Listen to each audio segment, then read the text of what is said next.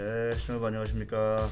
네, 오늘은 또 우리가 또 국내외에서 또 잘 나가는 또 새로운 또 시장의 트렌드 이런 걸 한번 또 얘기를 해봐야 할 텐데, 자, 도움 말씀 주시기 위해서 도움 말씀이 아니죠.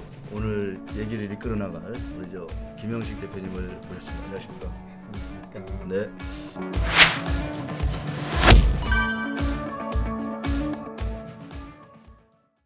뭐 저희 방송도 그렇고 뭐 저희 유튜브도 그렇고 몇 번 나오셨는데, 최근에 근황이랄까 뭐 요새 어떤 데 또 관심이 많으신지 얘기 좀 해주시죠.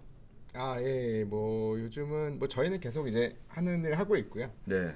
이제 상장된 ETF에 이제 엔진을 저희가 이제 공급을 하고 있기 때문에 네. 뭐 엔진 차세대 엔진 개발, 그리고 이제 상장된 ETF들의 뭐 사실 관리 뭐 이런 부분들에 힘쓰고 있습니다. AI 뭐 금융 스타트업 뭐 네네. 이런 쪽으로. 네네. 네, 우리 크래프트 테크놀로지 김영식 창업자이자 CEO신데, 근데 뭐 스타트업이라고 하기에는 뭐 기사 난 것도 보고 하니까 뭐 밸류가 이제 기업 밸류가 뭐 한 2천억 가까이 된다, 넘었다, 막 이런 얘기도 있습니다. 투자도 네네네. 엄청 하셨던데 저 몰래. 투자요? 예. 투자를 한 건 유치. 아니고, 투자 유치. 투자를 받았죠. 예. 야, 저 몰래 언제 이렇게 또 이렇게 바쁘게 또 이런 거. 아유, 뭐, 네. 아니, 이런 거 하려면 되게 네. 힘들죠. 뭐 다행히 그래도 좋게 봐주셔가지고, 뭐, 네. 요새 스타트업 생태계 보면은 네. 좋은 기업이다, 네. 벤처다, 뭐 스타트업이다 이러면은 뭐 내가 투자하겠다 이러는 뭐 VC라든가 네. 뭐 심지어 은행권에서도 관심이 많은 것 같은데, 네. 야, 크래프트 테크놀로지는 좀 인기를 좀뭐 많이 받고 있는 편이라고 어떻게 스스로 평가하십니까? 어떻습니까? 뭐 좋게 봐주시고 있는 것 같습니다. 네. 그래서 뭐, 네. 어떤 거를 특히 좀 이렇게 네. 심사를 좀 까다롭게 하잖아요. 여러 가지 보시고요. 네. 일단 기본적으로 왜 기술적인 측면들 되게 중요하게 보시는 것 같고, 이제 뭐 시장, 이제 글로벌 시장에서 어느 정도 할 수 있느냐. 사실 저희 ETF 같은 경우가 이제 글로벌 시장에 상장되어 있다 보니까 뭐 네. 반응이나 이런 부분 즉각적으로 사실 확인이 가능하시거든요. 네. 그래서 그런 쪽에 좀 많이 보시고 네. 또 투자를 결정해 주신 게 아닌가 생각하고 있습니다. 나중에 이제 크래프트가 유니콘 되면 네네. 그때 이제 상장하고 그러면 그때 한번 좀 저 해외 이렇게 쫙 한번 그 로드쇼를 한번 같이 가보면 어때요? 뭐 그런 날이 뭐 올지는 모르겠는데 온다면 뭐 온다면 네, 그러니까, 초대드리겠습니다. 네. 올지 모르니까 네. 그때 되면은 우리 저 강상구 PD랑 같이 네. 강상구 PD 카메라 하나 들고 해외 로드쇼를 이렇게 딱 같이 하면 좋잖아요. 좋죠. 그래서 네. 홍콩 출발해가지고 네. 비행기 타고 쭉 뉴욕 갔다가 런던 갔다가 네. 그죠? 그다음에 어디 찍어야 되나요? 저쪽 그러니까 이 해외 특히 뭐 미국 NIS 상장 같은 경우를 보면은 네. 이게 부킹 방식이에요. 국내랑 조금 다릅니다. 그 밸류에이션 정하는 방식. 부킹. 네, 그래서 그 맞아. 북에서 쭉 나는 얼마 몇 주 얼마. 이걸 쭉 받아가지고 이제 위에서부터 예를 들어 여기서 뭐 500억을 조달하겠다. 500억 끊는 데까지 내려오면 그게 밸류예요. 그게 밸류예요? 네, 그게 밸류예요. 그러니까 이제 뭐 써낸 가격은 안 고칠 수가 없고. 그렇겠죠. 네, 그래서 쭉 받아서 그러니까 국내는 이제 수요 조사를 해서 뭐 이렇게 하는 방식인데 나중에 그냥 공모가가 딱 결정되는데. 네, 여기는 진짜 뭐 쭉 받아가지고 누가 정말 비싼 가격을 썼는데 나 그냥 뭐 물론 이제 얼마를 조달하는지는 알죠 미리 사전에. 근데 내가 뭐 100억만 조달하겠다 하면 상위 100억을 끊는 거예요 그냥 옥션 같이. 그러면은 이제 뭐 굉장히 높게 나오는 경우도 있죠. 그러면 진짜 네. 쿠팡도 그렇고 약간 그런 얘기가 있잖아요. 이게 인맥이 좋아서. 미국은 좀 더 그런 게 강한 것 같아요. 인맥이 부킹을 좋아서 누군가 해줘야 되니까. 그 사람들이 좀 많이 썼다. 그래가지고 상장하자마자 지금 막 주가가 엄청 빠지고 있잖아요. 그러니까 뭐 반드시 뭐 이제 공모가가 높은 게 맹사는 아닌데 그래도 좀 네. 글로벌한 로드쇼를 한번 쫙 해야. 로드쇼가 되게 중요합니다. 그래서 미국 상장에서는 로드쇼 하면서 어떤 반응을 받고 네. 또 어떤 가격을 이제 받느냐가 사실 뭐 그게 전부죠. 오늘 이 시간 주제는 우리 저 크래프트 테크놀로지가 지금까지 얘기는 이제 현재 어느 정도까지 성장을 했는지, 참 이제 기업 밸류가 2천억 이제 좀 가까이 된다, 뭐 넘었다 이런 얘기도 나오고 하니까 계속 옆에서 지켜보는 사람 중 하나로서는 상당히 좀 고무적이고 되게 참 다행이다 이런 생각이 들고 우리가 이제 금융산업 이쪽이 이제 뭐 아시아나 뭐 중국이 워낙 요새 또 막 엄청나게 빠르게 지금 혁신하고 있다 이런 얘기 들리고 글로벌하게 봐도 상당히 좀 뒤처진다 이런 얘기가 좀 많이 들리는데 야 그래도 이 크랩 테크놀로지스 같은 회사가 옆에서 있어서 그나마 있어서 참 다행이다 이런 생각도 많이 듭니다. 오늘 이 시간에는 최근에 이제 크랩 테크놀로지가 많이 또 이제 R&D 연구를 계속 하고 있고 또 글로벌 시장뿐만 아니라 뭐 뉴욕 뭐 나이스도 마찬가지고 나스닥도 마찬가지고 또 국내 시장 우리 투자자들도 관심이 많은 ETF 얘기를 해볼 텐데요. 그 ETF 중에서도 크랩 테크놀로지가 앞서가는 이제 AI 스타트업이잖아요. 이 R&D 능력이 뭐 글로벌하게 전 세계적으로 이렇게 동급의 그런 스타트업 금융 회사들하고 비교해봐도 절대 뭐 뒤지지 않은 기술력을 가지고 있다 이렇게 평가를 받기 때문에 이렇게 자금 유치도 좀 그나마 순조롭게 되고 있는 거 아니겠습니까? 그래서 그 중에서 크랩 테크놀로지스가 최근에 이제 그 개발해서 상장까지 시킨 새로운 컨셉의 그 가치형 ETF라고 해야 되나? 예. 네네. 그거를 한번 좀 네. 얘기를 한번 해볼 텐데요. 티커랄까? 그 ETF 이름이 어떻게 되죠? NVQ라는 티커를 가지고 있고요. NVQ. 예, 뭐 여러 가지 뭐 넥스트 밸류, 네. 뭐 크래프트 이렇게 보셔도 되고, 넥스트 밸류. 예, 뭐 뉴 밸류 크래프트로 뭐 보시는 분도 있는데, 뭐 실제 이름은 좀 깁니다. 뭐 이제 뭐 크래프트 AI 이네스트, 뭐 넥스트 밸류 ETF 이렇게 돼 있는데 NVQ로 기억하시면 뭐 좋을 것 같고요. NVQ. 예, 뭐 간단하게 말씀드리면 요거는 이제 가치 투자 ETF입니다. 그 카테고리는. 가치 투자 ETF다. 예. 그러니까 이 가치 투자가 뭐 굉장히 사실은 굉장히 뭐 강력한 컨셉인데 최근 한 10년 동안 사실 되게 안 좋았어요. 네. 특히 뭐 국내도 그렇고 해외도 그렇고 뭐 최근 들어서는 조금 이제 좋아지고 있습니다만은 그래서 이제 저희도 그렇고 이제 학계에서도 왜 이렇게 안 좋냐 수십 년 동안 좋았던 어떤 투자 방식이었는데 왜 이렇게 안 좋냐에 대한 여러 가지 뭐 논의가 되게 많이 있었습니다. 이게. 네. 근데 이제 여러 가지 이제 뭐 정답은 없는데 상당히 많은 지지를 얻었던 의견이 이제 지금 산업들이 예전 같으면은 이런 유형 자산 뭐 땅, 설비 뭐 이런 쪽의 자산이 굉장히 중요했는데 최근에 보면은 뭐 구글, 아마존, 뭐 페이스북 이런 회사들 보면은 유형 자산이 별로 많지가 않아요. 근데 굉장히 많은 돈을 잘 벌고 있죠. 네. 어떻게 보면 그 무형적인 어떤 플랫폼을 소유함으로써. 그러면 이제 진짜 중요한 게 이제 브랜드, 뭐 기술 가치, 뭐 특허권 뭐 이런 약간 무형적인 가치들이 훨씬 더 이제 기업의 장기적인 실적에 있어서 중요하다라는 생각들을 많이 하시게 됐고요. 그리고 이제 그런 무형 자산을 같이 고려를 해야 진정한 이제 가치 투자가 되는 게 아니냐. 그러니까 이 기업의 자산이라는 개념이 예전 같이 뭐 부동산 많고 뭐 그런 PBR이 낮은 현재 회계 시스템상 PBR이 낮은 회사들이 제가 그것만 바라보다가 10년 동안 이렇게 손가락 빨고 있다가 완전히 쫄딱 망한 케이스 중에 하나인데. 그러니까 사실 저도 그런 주식에 투자하는 걸 좋아하는데 네. 이제 기업의 가치가 이제 그게 전부는 아닌 것 같아요. 네. 특히 이제 최근으로 올수록. 그리고 물론 이제 유형 자산이 뭐 현금이 100억인데 기업 가치는 50억인데 이런 건 굉장히 싼 건 맞죠. 싼 건 맞고 이것도 저평가돼 있는 건 맞는데 예전같이 이게 이제 그런 제 가치를 찾아가는 힘이 뭐 좀 약해진 것도 맞고 네. 그 약해진 이유 중에 하나가 이 투자자분들이 이제는 그런 무형 자산이 좋고 실제 이제 성장하는 기업의 밸류를 더 주기 시작한 것 같아요. 그래서 이렇게 된 지가 꽤 됐고 또 이제 이미 오래전부터 그런 어떤 그 흐름이 변화가 좀 있었죠. 있었는데. 예, 성장주가 대부분 또 이제 그런 기술 기반의 성장주가 많았었기 때문에 이제 그런 쪽의 밸류들이 되게 좋아졌고 또 최근에 뭐 테마 ETF나 이런 것도 많이 부상하는 이유 중에 하나가 그런 어떤 성장 스토리 라인이 잘 전달되는 어떤 그런 주식들에 네. 대한 뭐 대표적으로 뭐 테슬라나 뭐 이런 주식들이 굉장히 높은 밸류를 이제 받게 됐죠. 뭐 그게 뭐 맞다 틀리다를 떠나서 현상적으로 봤을 때 그래서 저희가 그럼 중도적으로 그럼 할 수 있는 게 뭐가 있을까요? 가치 투자를 포기할 수는 없는 컨셉이거든요. 네. 사실은 가치가 있는데 투자하는 게 투자의 또 기본이기 때문에 그렇죠. 인기 주식에 물론 투자하는 것도 좋지만 그러면은 근데 다만 이제 예전 같이 그런 어떤 유형 자산 기반의 산업 구조가 점점 이제 탈피하고 있기 때문에 네네. 같이 보자. 그러면은 이제 유형 자산, 무형 자산을 같이 계량을 해서 그거 대비로 시가총액이 싼 애들 투자를 하는 게 이제 새로운 어떤 방식의 가치 투자가 될 수 있다라는 컨셉이라고 보시면 되고요.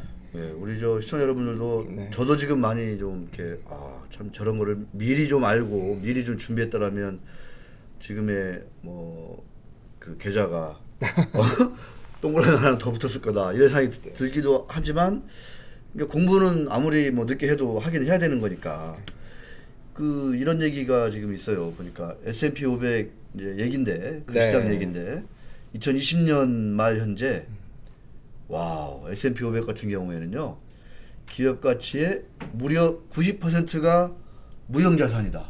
네. 10%만 기존의 전통적인 유형 자산이다.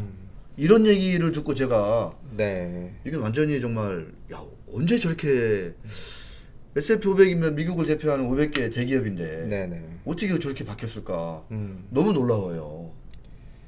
그러니까 이게 뭐 여러 가지로 해석할 수가 있는데요. 물론 네. 이제 무형 자산의 가치가 그만큼 이제 중요해졌다. 또 음. 이제 하나의 요인이고.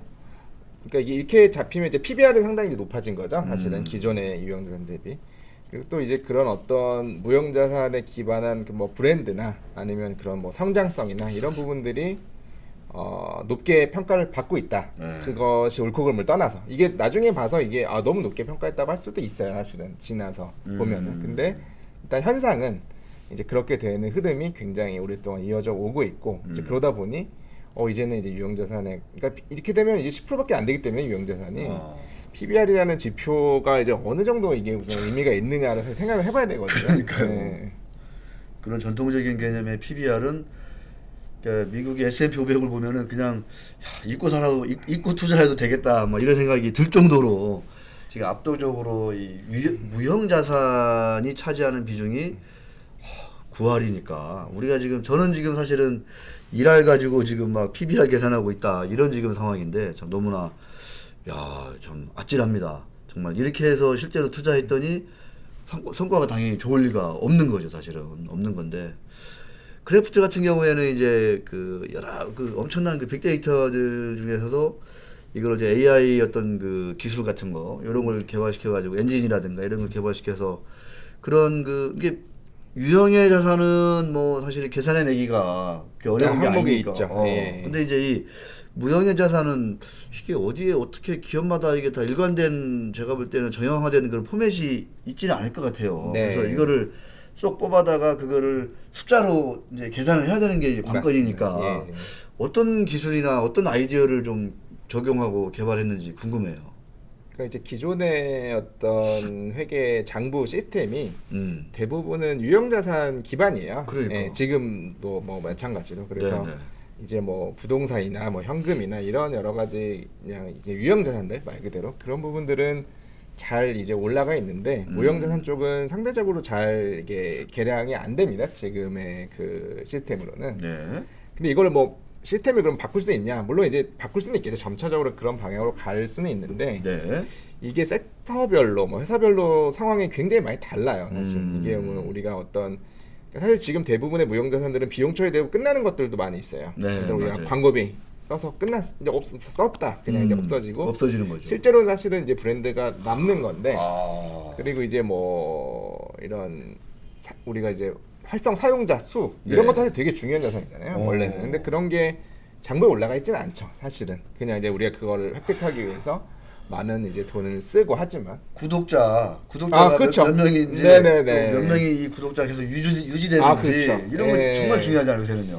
사실은 이제 발표는 하고 있죠. 중요하다 보니까. 근데 회계 장부에서는 이제 이거를- 사실은 뭐 크게 그게 차지할 자리가 없고 계량하기도 굉장히 사실은 이게 경우의 수가 너무 많아요. 이 산업별, 뭐 회사별로 사실은 어떤 바이오 산업에서의 뭐 광고비랑 또 IT 뭐 솔루션 사업에서 광고비의 역할이 완전 또 다르거든요. 또 그 특허도 그렇고. 그래서 사실은 이게 어떤 하나의 룰로 또 계량하기 어려운 것도 분명히 맞습니다. 네. 그래서 결국 저희가 이제 그 부분에 이제 AI를 사용을 하게 되는데 결국에는 AI가 잘하는 게 어떤 개별 정보 하나의 뭐 깊은 분석 이거는 오히려 떨어져요 사실. 그 사람에 비해서 제가 봤을 때는 네, 물론 네. 향후에는 어떻게 될지 모르겠지만은 그런데 현재의 기술로 봤을 때는 이제 좀 그런 맥락을 이제 종합적으로 파악하거나 한 기업을 이제 깊게 분석하는 건 어려운데 얘가 이제 잘하는 거는 경우의 수는 엄청 많은 데이터들인데 여기서 이제 어떤 패턴을 뽑아내는 거는 굉장히 AI가 잘하는 영역이거든요. 그래서 이제 뭐 이미지를 인식한다든지 음성을 인식한다든지 뭐 자율주행도 마찬가지입니다. 자율주행도 사실은 이 시각 정보에서 카메라 정보에서 내가 어떻게 운전할지를 하는 사람도 잘 하긴 하죠. 하는데 이게 굉장히 경우의 수가 너무 많기 때문에 네네. 어떤 룰 베이스 프로그래밍으로 이제 접근하기가 좀 쉽지 않았던 부분이거든요. 그래서 이런 쪽에 대해서 이제 저희가 AI를 적용을 해서 물론 사실은 모든 기업을 사람이 일일이 다 분석하는 게 더 정확할 수 있어요. 그 무형자산의 계량 차원에서는 뭐 브랜드부터 뭐 특허권의 가치부터 이게 이 특허가 어떤 의미를 갖고 이런 건 사실은 AI가 정확히 알 수는 없거든요. 그러니까 AI 대신에 이제 지금 뭐 S&P 500의 모든 기업을 그렇게 애널리스트가 붙어서 무형자산을 분석한다. 현실적으로 어렵죠. 어렵죠. ETF 회사 입장에서는. 그러니까 저희가 하는 거는 그건 이제 최선이라고 보면은 이제 차선으로 어떤 이 데이터에서 어떤 이 무형자산 프록시를 뽑는 건데 이게 회사별 섹터별 뭐 이런 쪽을 이제 다 고려가 돼서 거기서 이제 학습을 해가지고 어떤 이제 함수를 찾는 거죠. 우리가 뭐 완벽하진 않겠지만 그 일종의 밸류에이션 할 때 방법론상에서 약간 이제 궁금한 것 중에 하나가 정통적인 자산이다. 네, 이거를 이제 PBR 예를 들어 PBR로 네. 옮길 때는 뭔가 가중치를 1을 줬다. 네, 네, 근데 이제 새로운 개념의 뭐 무형의 어떤 자산이다. 네, 네. 이럴 때는 가중치를 뭐 한 2나 3을 준다든가 이렇게 좀 네네. 차등하고 그런 것도 좀 적용하나요? 아니면 그냥 똑같이 비율이 예. 있습니다. 내부적으로 아. 있고요. 근데 그게 뭐 고정돼 있지는 않고 이렇게 하는데 전통적인 그 유형자산도 당연히 많이 포함이 돼요. 그러니까 무형자산만 보는 게 아니라 다만 같이 보자는 게 좀 더 중요한 개념일 겁니다. 그래서 네. 저희 이제 보시면 이게 왜 나왔지? 이런 기업도 있어요. 전통적인 가치 투자의 관점에서 보면은 이거는 자산 별로 PBR 이렇게 안 낮은데. 네. 근데 이제 또 PBR 낮은 기업도 많이 또 들어가 있고요. 아까 뭐 보셨지만은. 그래서 이제 그런 거에 밸런스를 좀 잘 또 맞출 수 있는. 그러니까 이게 너무 또 유형자산만 봐서는 말씀드린 너무 이제 PBR만 보게 되고 네. 너무 이제 이게 땅과 현금과 이런 건 너무 많은데 설비나 이런 건 너무 많은데 이제 조금 이제 실질적인 어떤 경쟁력은 생각보다 좀 떨어지는 이런 기업들 너무 많이 들어올 수는 있거든요. 네, 또 네. 그렇다고 이걸 너무 안 보면 너무 비싼 기업을 사게 돼요, 사실. 그러니까 이제 무형자산과 유형자산 고려했을 때 리즈너블하다 이거는 그러니까 이런 기업들이 이제 뽑히게 되는데 잘 밸런스를 맞추고 있는 것 같습니다. 저희가 주로 이제 많이 보는 벤치마크가 이제 S&P 지수 뭐 아니면 S&P 가치주 지수가 있어요. 밸류 인덱스가 있는데 사실 밸류 인덱스랑 비교를 해야죠. 밸류 그러니까요. ETF. 특히 최근에 밸류가 좋잖아요. 좋죠, 최근에. 좋죠. 그러니까 이제 그냥 어떤 가치주 ETF를 가져와도 사실은 S&P는 이기고 있어요. 최근 기준으로 보면은 예, 이제 예. 이걸 이겼다고 말하는 건 조금 그렇고 저희가 이제 비교하는 게 이제 S&P 500 밸류 인덱스입니다. 근데 S&P 500 안에 있는 예, 물론 아직 상장된 지가 이게 지금 한 5개월, 6개월 네. 정도밖에 안 되기 때문에 뭐 말하기는 좀 그렇지만은 S&P 밸류 인덱스를 거의 10% 이상 지금도 아웃퍼폼 하고 있어요. 그 이유 중에 하나가 만약 전통적인 또 너무 뭐 이런 것만 봤다면 유형자산만 봤다면 뭐 비슷하게 갔을 텐데 또 이제 무형적 자산을 또 같이 본다는 게 또 상당히 좋은 또 수익률로도 연결될 수 있다라는 뭐 일종의 결과인 것 같고요. 그래서 이런 부분에서는 사실 가치주, 성장주가 지금까지는 약간 대립 구도였잖아요. 네, 네. 이게 뭐 내가 테슬라나 이런 거 좋아하시는 분들은 사실 가치 투자를 좀 안 하시는 경우가 많았고, 맞아요. 가치 많이 보시는 분들은 또 어떻게 보면 이거 이렇게 밸류 관점에서 보면 너무 비싼 거예요. 지금 다 뭐 테슬라부터 아마존부터 이게 PR이 뭐 200이네 뭐 이러면 200, 이제 안 뭐 되니까 150. 이게 서로 이제 좀 물과 기름 같은 관계였는데 이제 저희 ETF에서는 그게 사실 만납니다. 오. 같이 더 있어요. 같이 더 있어서 야, 약간 중도 타협적인 ETF다. 타협이라고 보기에는 좀 그렇고 네. 같이 보아서 이제 미래의 어떤 그런 이 무형자산 사실 미래를 결정하는 미래지향적인 건, ETF다. 그러니까 야. 미래를 결정하는 뭐 사실 미래는 유형자산보다는 무형자산이 더 중요할 거예요. 유형자산이 많다고 미래 성과가 사실 보장되긴 좀 어려운 것 같고 제가 봤을 때 이미 이거 그러니까 과거에 잘했던 게 유형자산화 되는 거거든요. 땅이든 돈이든 간에. 그리고 이제 내가 갖고 있는 무형자산은 내 브랜드나 특허권이 이런 건 사실 미래지향적이잖아요. 조금 그렇죠. 미래의 가치를 예상할 수 있는데 둘 다 중요한 것 같아요. 제가 볼 때는 가능성만 있어도 돈이 없으면 또 이것도 문제잖아요. 그러니까요. 아무리 그래도 현재 밸류가 있어야 되는데 그래도 너무 현재 돈을 많이 차고 있는데 할 게 없고 이런 기업도 있고요. 그러니까 이제 둘 다를 같이 봐서 이거 대비로 시가총액이 싼 기업을 고른다면 적절히 사실은 들어갈 수 있겠죠. 그래서 너무 자꾸 보도록 하면 안 되니까 아니요. 여기까지 하겠습니다. 근데 이제 네. 아주 그 미래지향적이고 네. 미래를 좋아하는 박 회장님이 상당히 좋아하실 것 같은데 보니까 이 ETF를 네. 박 회장님 상당히 좋아하실 것 같아요. 박무 회장님이 좋아하실 것 같아요. 아시는지 모르겠네요. 아시는지 모르겠어요. 네. 네. 그 이제 MBQ가 가지고 있는 어떤 주식들 투자하고 있는 이제 벤치마크하고 따라하고 있는 이 주식들 포트폴리오를 보니까 이제 물론 이제 이게 언제적인지는 모르겠는데 as of 한참 됐구나 보니까 이게 저희가 리밸런싱 주기가 네. 있어가지고요. 이게 그러니까 한 석 달 전쯤에는 마이크론 테크놀로지가 1등이었네요 포트폴리오 중에. 네. 이게 옛날에 이게 지금 현재랑 제가 비교 네. 한번 해봐야 되는데 이게 약간 레깅되는 경우도 있어요. 한 달, 두 달 정도는 이 보유 종목이 그래서 바뀌었을 수도 있는데 마이크론 같은 경우는 아마 제 예상에는 이제 R&D 비용이 굉장히 높을 거예요. 그러니까 이제 그래서. 그런 부분에 무형자산이 좀 많이 잡혔을 것이고 뭐 유형자산도 있겠죠. 분명히 또 골고루. 그래서 그런 부분들이 뭐 반영이 됐을 것 같습니다. 예, 바쁘시니까 그 다음에 이제 오랜만에 오셔가지고 이 얘기를 한번 좀 네. 우리 AI 크래프트 AI 그 엔진들은 요새 이제 그 마이클 버리가 이제 테슬라를 이제 네네. 그 빅쇼트의 주인공이 네네. 테슬라를 뭐 숏했다. 네네. 공매도를 친 포지션이 한 5억 달러다.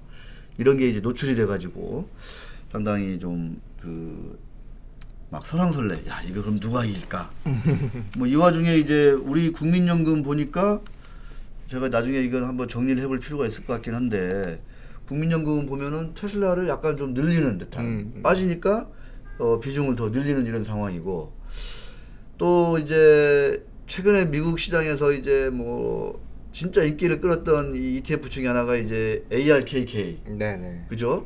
이 캐시우드 이 대표이사이시죠. 그분이 이제 그 돈나무 그 아주머니께서 상당히 론칭해가지고 폭발적인 인기를 끌었던 이 아크 이노베이션 ETF인가 뭐 네. 그런 거죠. 네, ARKK 이거가 지금 최근에 좀 약간 고점에서 좀 밀리고 있거든요. 이러면서 이미 좀 ETF 시장에서도 좀 트렌드의 변화가 일어나는 건가 이렇게 싶어요. 네네. 보면은 지금 ARKK가 한 150불 한 30% 빠졌죠. 네. 고점 대비로 보면은. 뚫었다가 지금 네. 100달러거든요. 네네. 딱 3분의 1이에요. 네. 그래서 이 정도면은 근데 워낙 돈은 또 이제 막 올라갈 때 또 뭐 쏠리잖아요. 그렇죠. 예. 이런 생각이 드는데 우리 크래프트 AI 이 엔진은 이런 것들을 좀 뭐라고 해야 되나 좀 이제 조금 거리를 둬야 된다, 좀 덜어내야 된다 이런 쪽으로 보고 있나요? 아니면 좀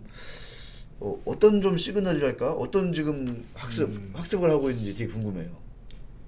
지금 막 그거를 저희도 뭐 다 발라낼 수는 없는데 네. 이제 뭐 결과만 보는 거죠. 사후적으로 이제 분석할 수는 있죠. 근데 지금 보면은 사실 뭐 AI 같은 경우는 아크 같이 이게 뭐 이제 이노베이션 테마인 거를 꼭 반드시 담거나 이제 뭐 빼거나 이런 상황이 아니기 때문에 네. 사실은 뭐 완전 다른 움직임을 보이고 있습니다. 그래서 같이 늘린 것도 있고요. 뭐 이 중에서도 줄인 것도 있고 그래요. 그래서 그거를 뭐 하나의 뭐 이렇게 어떤 관점으로 말씀드리기는 어려운 것 같은데 뭐 테슬라 같은 경우는 저희 같은 경우는 이번 달에는 오히려 조금 들고 가는 편이고요. 이번 달에? 이번 달에 5월 달에? 네. 그리고 이제 4월, 3월에는 이제 비중이 없었었죠. 그래서 뭐 굳이 말하자면 테슬라의 경우에는 아크랑 같은 배를 타고 있는 거고. 아니 그게 아니라 네. 아크가 지금 어떻게 하고 있는지 모르겠는데 네. 이 ARKK 보니까 이게 이제 2월 말 기준이에요. 네네. 테슬라가 압도적으로 이 포트 중에 1위에 1위. 네. 전체 자산의 한 10%를 지금 테슬라에 네, 투자할 네. 정도로 원래 그 캐시 우드 씨랑 그 테슬라 친분이 좀 있죠. 머스크랑 네, 상당히 네, 친해가지고 네. 같이 뭐 이제 방송도 그죠? 하고. SNS도 많이 하고 네. 뭐 그러지 않습니까? 예. 그러니까 이제 그런데 이제 이게 2월 말이니까 그 이후로 이제 테슬라가 좀 많이 좀 빠졌거든요. 네, 네. 그래서 그런 것들이 이제 이 ETF에도 이제 영향을 미쳤다 이렇게 볼 수밖에 없는 건데 그 외에 다른 그 포트도 보면은 뭐 스퀘어라든가 로큐 이 하나같이 정말 그 초고속 성장주 위주로 그냥 이렇게 쫙 그 가는 그런 진짜 색깔이 아주 강한 네. 그런 이제 ETF인데 좀 불안불안하거든요. 이렇게 보면 네. 어때요? 이런 거 좀 그 김 대표님 보시기에는 근데 우리 또 이 서학개미들이 좋아하는 주식들이 또 많잖아요. 이게 네.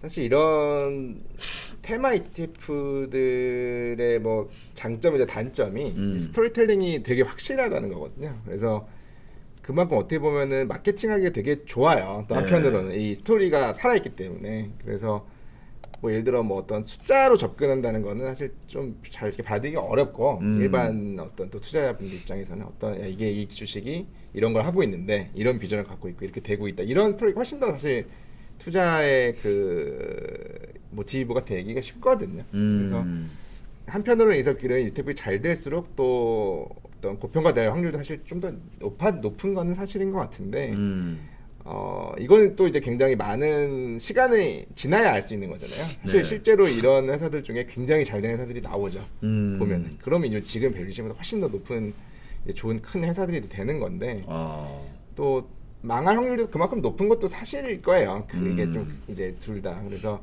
이런 투자가 뭐 좋다 나쁘다를 말하는 거는 사실은 그거는 뭐 답이 없는 것 같고 그거는 네. 이제 어떤 투자의 어떤 성향의 문제인 것 같고요. 네. 물론 이제 밸류에이션 측면만 보면 굉장히 높은 주식들이 많이 들어 있는 것 같고 또 최근에 이제 금리 인상에 대한 뭐 얘기들이 많이 있는데 금리 인상에는 구조적으로 불리한 주식들인 건 맞습니다. 왜냐하면 이제 미래의 어떤 그 성장, 미래의 어떤 이제 잘 될 거에 대한 부분들인데 그러니까 미래 현금 흐름이 이제 금리가 높을수록 지금 현가 할인하면 엄청 작아지잖아요. 네, 이제. 네.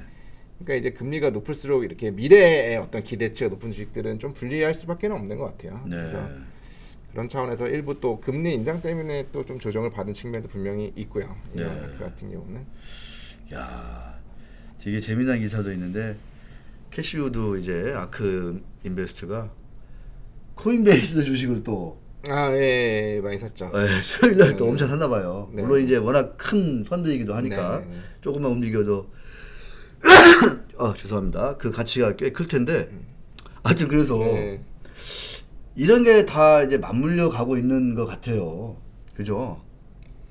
그러니까 기존에 뭐 너무 좋았고 사실 네. 또 그러니까 어떤 현금 흐름에 대한 고려를 해서 투자라는 경우도 있고 근데 이제 뭐 코인 같은 경우는 이런 뭐 현금 흐름을 발생시킨 자산은 아니고요. 어떻게 보면 또 이제 그런 부분들이 있는데 이러면 이제 어떤 자산 가치 상승을 바라고 해서 들어오신 분들이 많잖아요. 네, 그런 네. 거는 이제 어느 정도의 버블을 만들 수도 있다고 생각은 들어요. 사실은 뭐 이런 것도 그렇고 이제 어떤 고성장 뭐 그 성장주 흔히 말하는 이제 그런 부분에도 일부 특히 이제 실적이 현재 없는 성장주들 같은 경우는 버블이 일부 있을 거라고 예상은 듭니다. 그냥 개인적으로는. 예, 그래서 네. 이런 부분들이 또 역으로 작용한다고 하면은 또 안 좋은 피드백을 가져올 수는 있죠. 대단합니다. 그러니까 이게 쭉 그 최근에 이제 공개된 포트폴리오를 보니까 아크 인베스트 여전히 테슬라를 엄청 좋아하네요. 뭐 거의 모든 ETF들이 다 테슬라를 그냥 계속 바이바이 하고 있는 이런 상황이고 뭐 역시 팔란티어, 뭐 스퀘어, 줌비디오, 아주 그 이른바 고밸류 주식들 거의 뭐 그냥 하나같이 다 그 대동소이하게 계속 편입을 하고 있다 이렇게 보면 될 것 같고 이제 혹자들은 이제 옛날에 누가 마이클 버리 같은 선수들은 이번 버블이 언제 꺼질지는 모르지만 버블 붕괴 하나의 그 계기가 될 수 있는 게 ETF다, 패시브다 이런 얘기를 했거든요. 그러면서 이제 테슬라를 지금 이제 과감하게 상당히 숏을 지금 때리는 이런 상황이에요.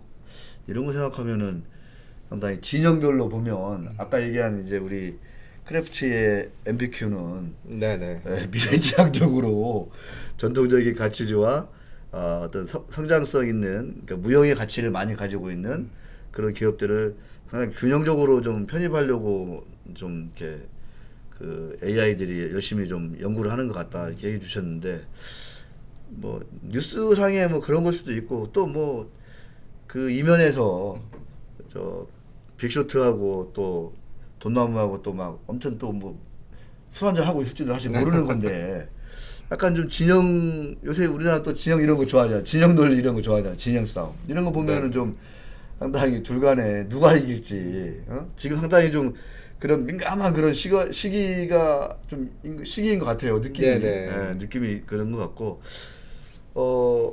우리 저 계속 그 AI를 통해서 이 엄청난 그 글로벌한 그런 그 빅데이터를 계속 연구하고 모으고 막 여기서 추려내고 이걸 통해서 투자를 해나가는 우리 김 대표 입장에서 야 2021년 5월 지금 이제 하순인데 벌써 네. 여전히 지금 막 테슬라 하다가 4월 달인가 좀 팔았다는 거잖아요. 뭐 일종의 그 성악개미들이 테슬라를 네네네. 몇 달 만에 좀 제가 볼 때 손절매를 좀 한 것 같은데 네. 그런 얘기들이 지금 나오는 상황이거든요. 어떻게 해야 될지. 지금 이 시점에서의 어떤 투자의 그 뭐랄까 팁이라고 해야 될까 아이디어랄까 그런 거가 있으면 한번 좀 말씀해 주세요.